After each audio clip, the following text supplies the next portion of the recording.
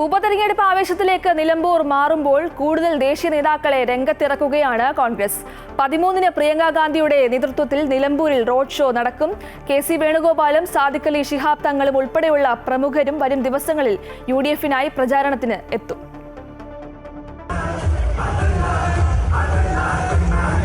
ആര്യാടൻ ഷൗക്കത്തിന് വേണ്ടി കളം നിറഞ്ഞാണ് UDF-ന്റെ പ്രചാരണം. രാഷ്ട്രീയത്തിനതീതമായി നിൽക്കുന്ന ആളുകളെ കൂടി ഒപ്പം നിർത്താൻ പ്രിയങ്ക ഗാന്ധിയെ പോലുള്ള നേതാക്കളെ UDF രംഗത്തിറക്കുന്നു.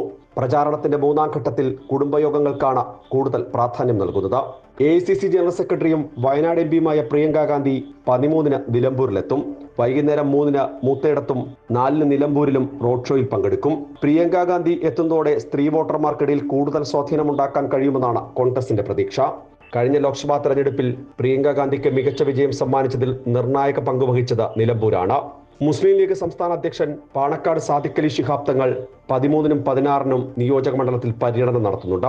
UDF കൺവെൻഷനിൽ നിന്ന് പാണക്കാട്ട് കുടുംബം വിട്ടുനിന്നുവെന്ന ആരോപണങ്ങൾക്കുൾപ്പെടെ അദ്ദേഹം മറുപടി നൽകും. AICC സംഘടനാ ചുമതലയുള്ള ജനറൽ സെക്രട്ടറി കെ.സി. വേണുഗോപാൽ 12-ന് INTUC കൺവെൻഷൻ ഉദ്ഘാടനം ചെയ്യും. 13-നും അദ്ദേഹം മണ്ഡലത്തിലുണ്ടാവും.